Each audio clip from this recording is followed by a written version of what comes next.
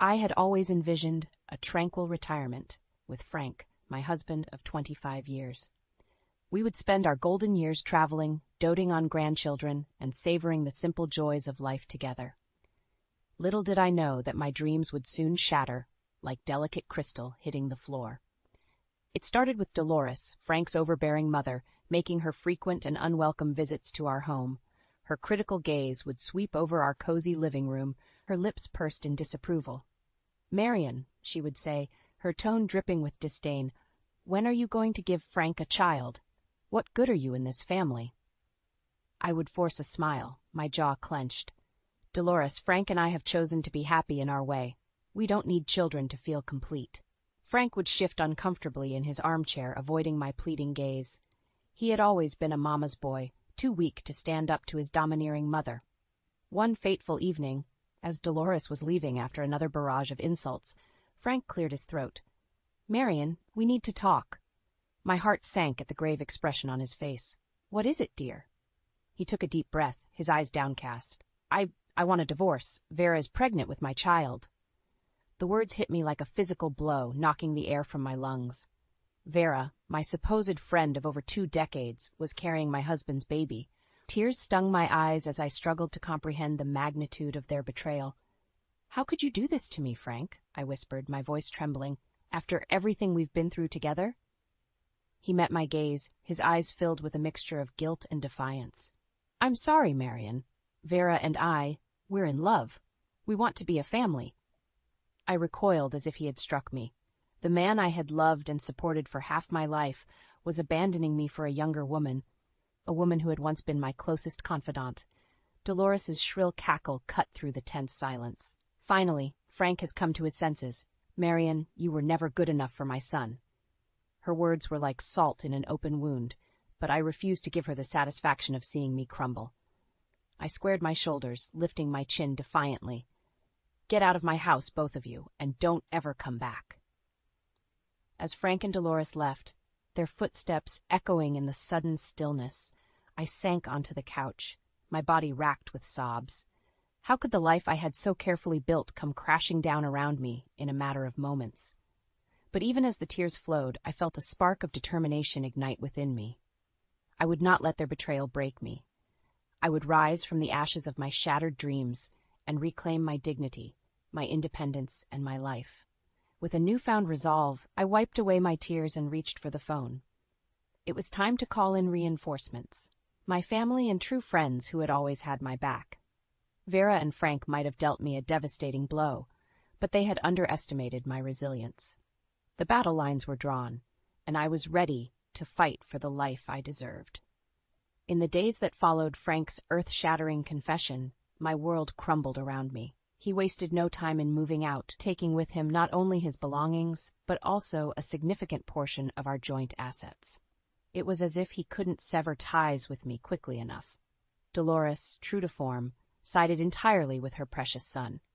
"He's finally come to his senses, Marion," she sneered, her eyes glinting with malice.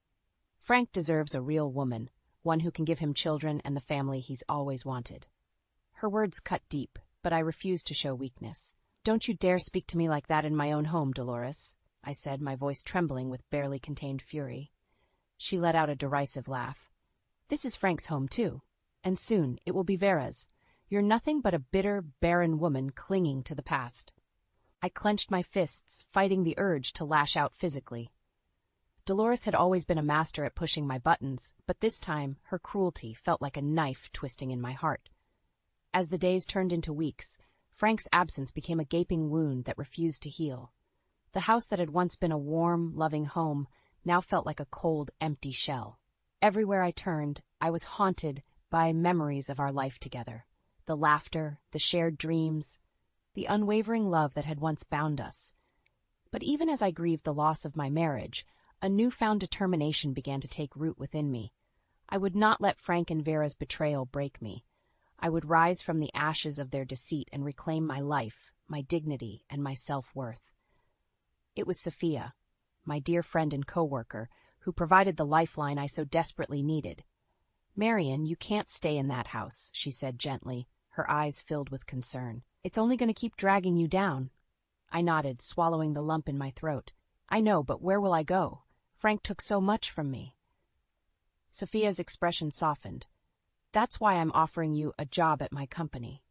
It's not much, but it'll give you the financial independence you need to start over. Tears of gratitude stung my eyes as I embraced her. Thank you, Sophia, you're a true friend. With Sophia's support and the promise of a steady income, I began to rebuild my life, brick by brick. I found a cozy apartment far away from the haunting memories of my old home and immersed myself in my new job. As I slowly regained my footing, I couldn't help but notice the cracks beginning to show in Frank and Vera's seemingly perfect union. Vera, who had once been the epitome of grace and poise, now strutted around like a peacock, flaunting her pregnancy and her newfound status as Frank's partner. But beneath the smug exterior, I could sense her insecurity, the fear that Frank's affections might waver, that she might not be enough to hold him. And Frank, for his part, seemed increasingly overwhelmed by the weight of his choices, the strain of juggling his new responsibilities with the guilt of how he had torn our family apart. Dolores, too, was showing signs of wear and tear. Her health was declining, and the once formidable matriarch was becoming a shadow of her former self. It was almost as if the universe was exacting its own form of justice, slowly unraveling the lives of those who had so callously betrayed me. As I watched their world crumble from the safety of my newfound independence, I felt a strange sense of vindication. They had underestimated my resilience, my strength, and my unwavering determination to rise above their betrayal. And as I looked towards the future, a future that was mine to shape and mold, I couldn't help but feel a glimmer of hope. The road ahead might be long and winding, but I was finally free to walk it on my own terms, unburdened by the weight of their lies and selfishness. Despite my newfound independence and the support of Sophia and my other friends, there was one loose end that continued to gnaw at me. Vera. The woman who had once been my closest confidant, the one I had trusted with my deepest secrets, had betrayed me in the most unimaginable way. I knew I needed to confront her, to look her in the eye and demand an explanation for her deceit. So, one crisp autumn day, I steeled my nerves and made my way to the address Sophia had given me, Vera's new home with Frank. As I approached the quaint suburban house, my heart pounded in my chest. What would I say to her? How could I possibly put into words the depth of her betrayal? Before I could second-guess myself, the front door swung open, and there she was. Vera, her once lithe figure now rounded by pregnancy, a smug smile playing on her lips.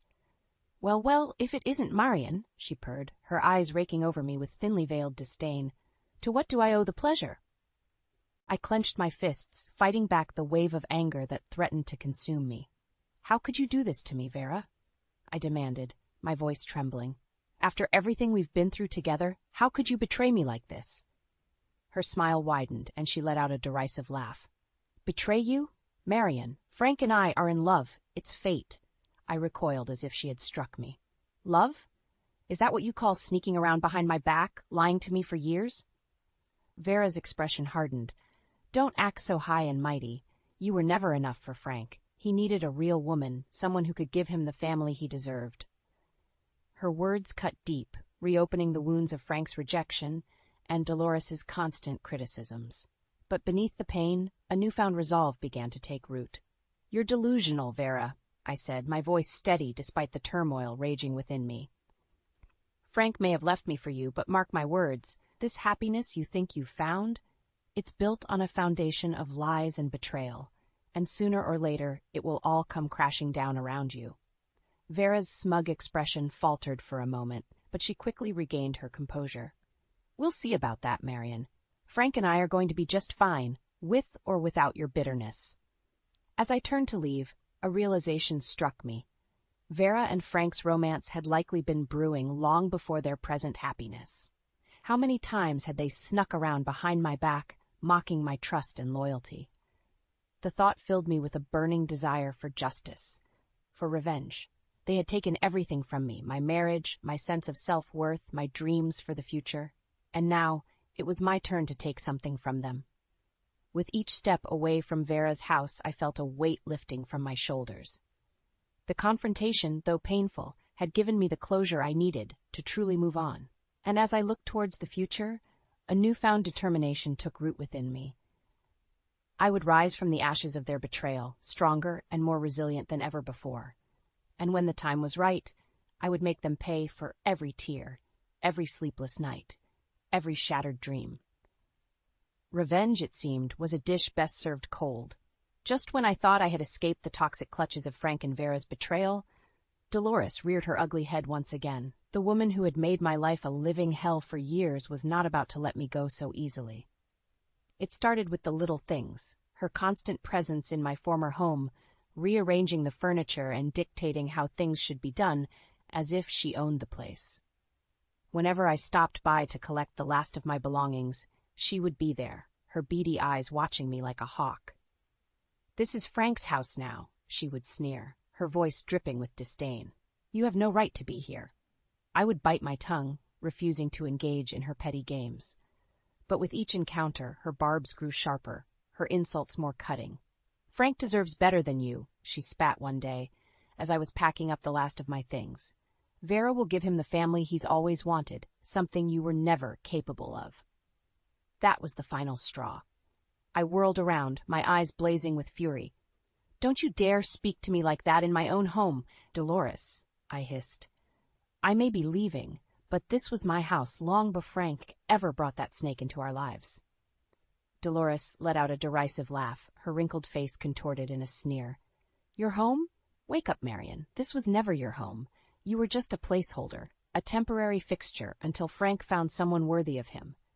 Her words cut deep, reopening the wounds of Frank's betrayal and my own insecurities about our childless marriage. But even as the pain threatened to consume me, I felt a newfound strength rising within. I was done being a doormat, done letting Dolores and her toxic family trample all over me. It was time to take back control of my life, to rise from the ashes of their cruelty and forge a new path for myself.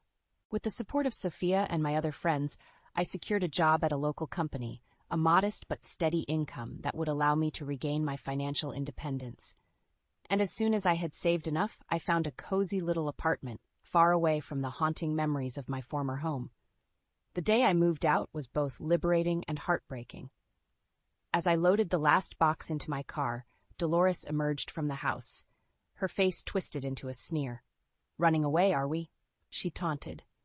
"You'll never be truly free of us, Marion. We'll always be a part of your life, a constant reminder of your failures." I took a deep breath, steeling myself against her venom. "That's where you're wrong, Dolores," I said, my voice steady and unwavering. "I've found a job in a place of my own. This is goodbye. For good." For a moment, her smug expression faltered, and I saw a flicker of uncertainty in her eyes. But she quickly regained her composure, her chin jutting out defiantly. "Mark my words, Marion," she spat. "You'll come crawling back just like you always do."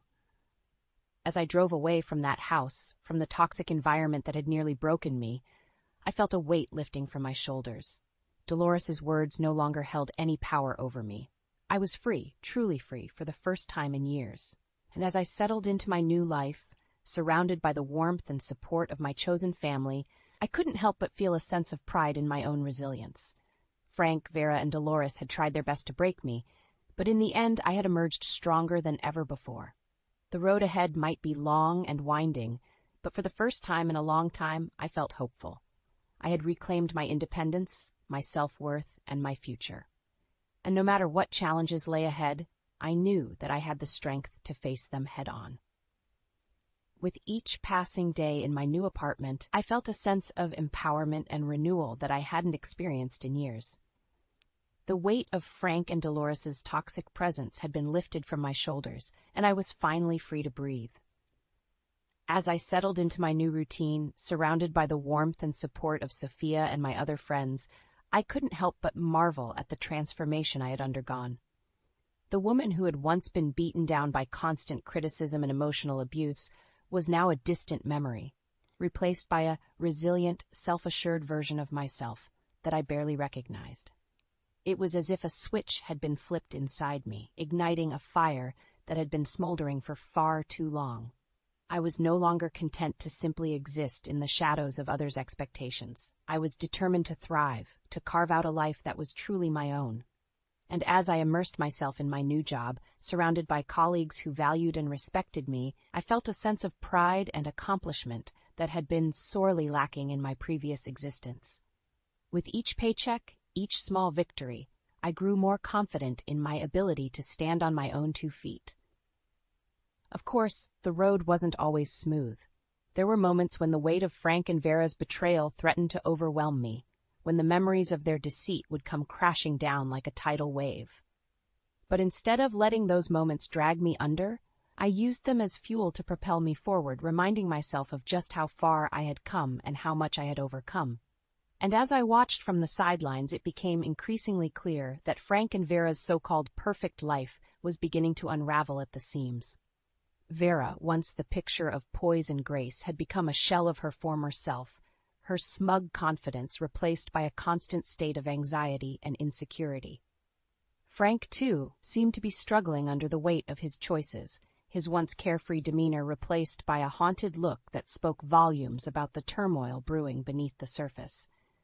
It was almost as if the universe was exacting its own form of justice, slowly chipping away at the facade they had so carefully constructed. Even Dolores, the formidable matriarch who had once struck fear into my heart, was showing signs of wear and tear. Her health was declining, and the once indomitable force of nature was becoming a shadow of her former self. As I observed their slow descent, I couldn't help but feel a sense of vindication. They had underestimated me, written me off as a weak, defeated woman who would simply fade into the background. But in doing so, they had failed to recognize the resilience that had been forged in the fires of their cruelty. I was no longer the woman they had once known, the woman who had been content to play by their rules, to accept their abuse and belittlement as the price of admission to their twisted family dynamic.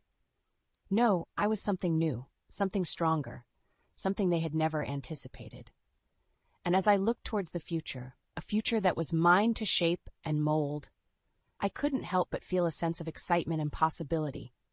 The world was my oyster, and I was determined to savor every moment, to embrace every opportunity that came my way, because it emerged from the ashes of their betrayal, not as a victim, but as a victor, a woman who had reclaimed her power, her self-worth, and her destiny.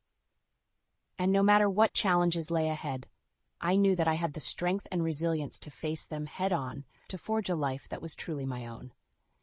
As the months passed and I became more settled into my new life, the occasional updates I received about Frank, Vera, and Dolores only solidified my belief that I had made the right choice in walking away. Sophia, ever the supportive friend, would regale me with tales of how Dolores had resorted to harassing her with constant phone calls, demanding to know my whereabouts and insisting that I return to make things right. Sophia, bless her heart, never revealed my location and simply told Dolores, in no uncertain terms, to leave me alone.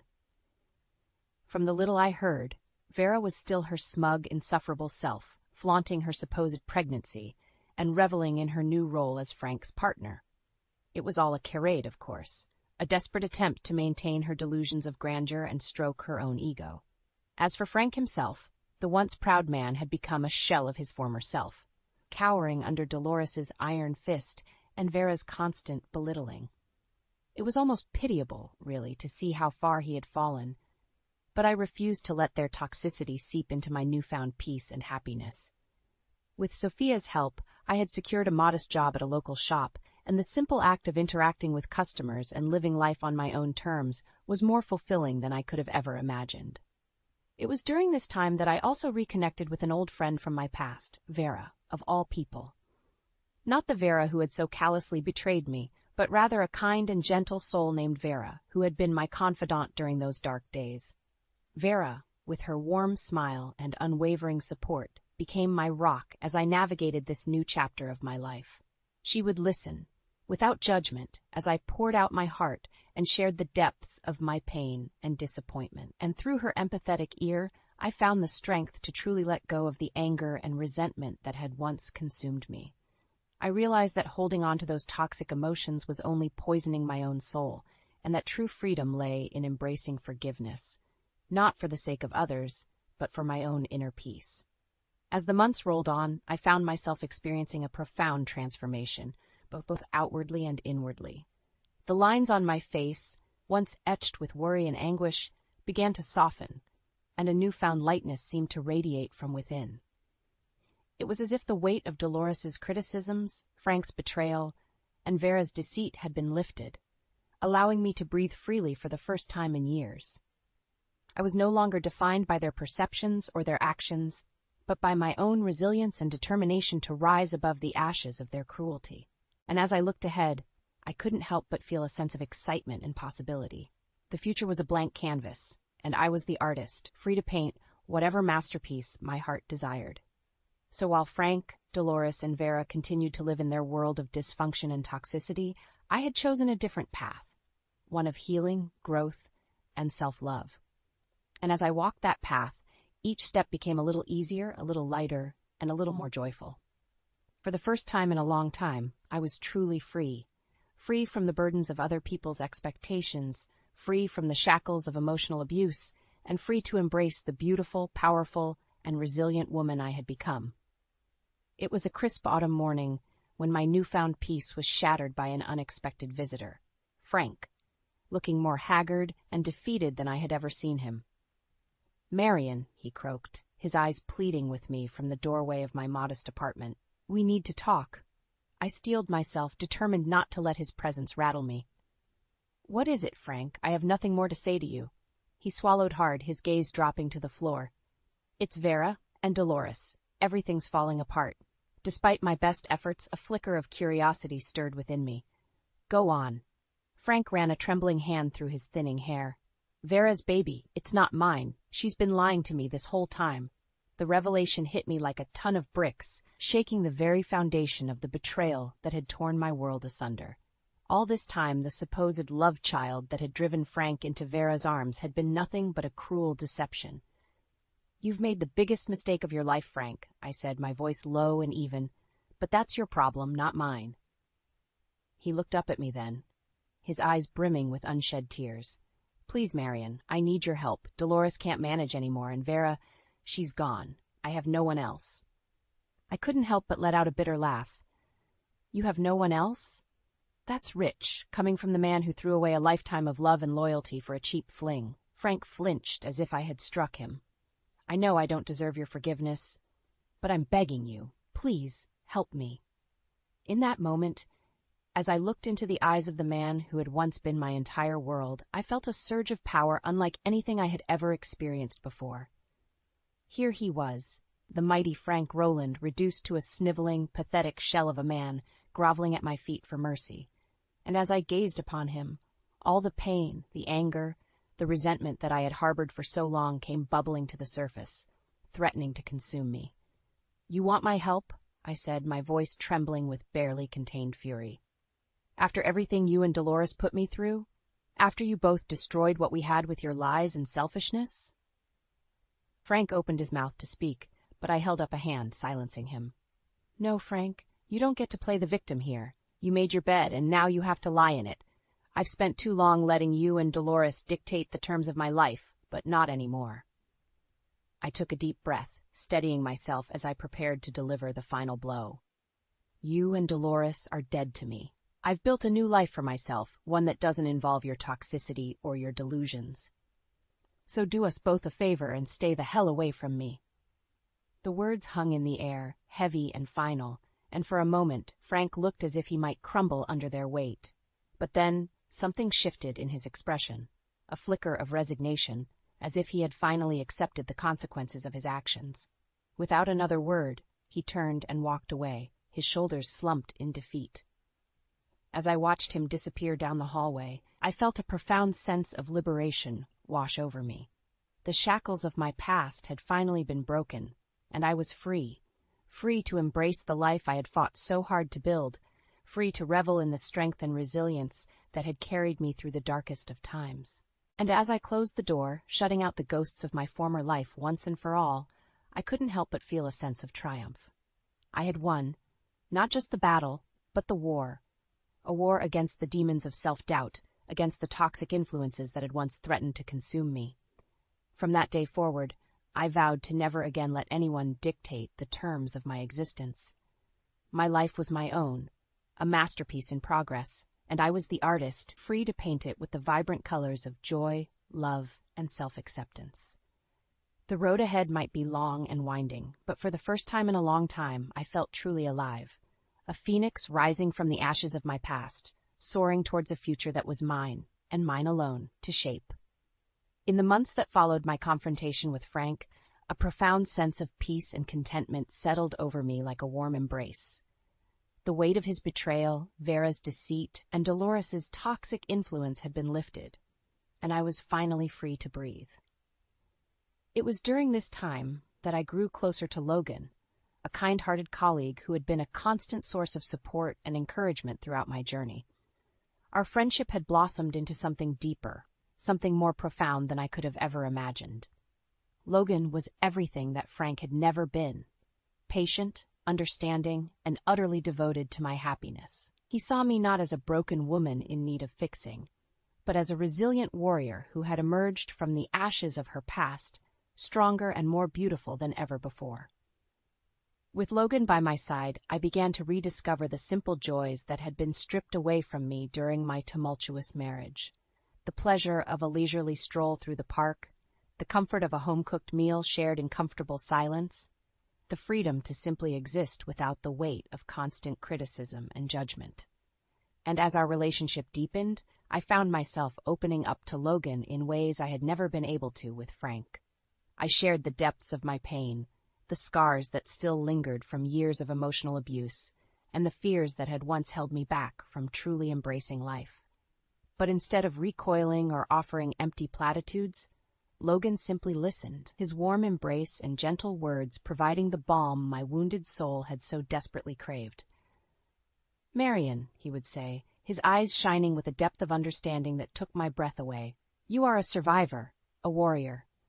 The fact that you've come through such darkness and emerged as the incredible woman you are today is a testament to your strength and resilience." Those words, spoken with such genuine admiration and love, were like a soothing salve on the wounds of my past. For the first time in my life, I felt truly seen, truly appreciated for the person I was, flaws and all. And as our bond grew stronger, I found myself letting go of the last vestiges of anger and resentment that had once consumed me.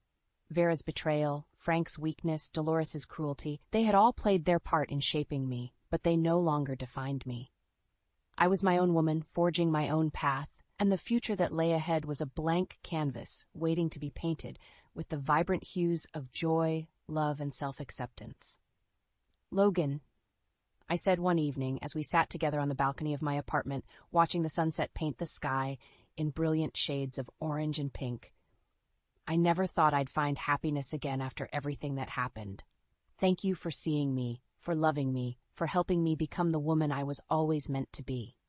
He took my hand in his thumb gently caressing the back of my palm. "You deserve all the happiness in the world, Marian, and I'll be by your side every step of the way as you continue to grow and thrive." In that moment, as I gazed into Logan's eyes and felt the warmth of his love enveloping me, I knew that I had finally come full circle. The chaos and turmoil of my past had given way to a life filled with peace, self-worth, and the kind of unconditional love that I had once thought was beyond my reach. And as the sun dipped below the horizon, casting a warm glow over the city skyline, I couldn't help but feel a sense of profound gratitude, not just for Logan and the love he had brought into my life, but for the journey that had led me to this moment. For it was in the depths of my darkest days that I had discovered the true strength and resilience that lay within me, the indomitable spirit that had carried me through the storm and into the light. As I looked towards the future, I knew that there would be challenges and obstacles to overcome, but I also knew that I was no longer alone. With Logan by my side and the lessons of my past guiding me forward, I was ready to embrace whatever life had in store, secure in the knowledge that true happiness and fulfillment were mine to claim. And as for Frank, Vera, and Dolores, their names had faded into distant memories, mere footnotes in the grand narrative of my life, a life that was no longer defined by their actions or their perceptions, but by the strength, resilience, and unwavering self-love that had carried me through the darkest of times and into the light of a new dawn.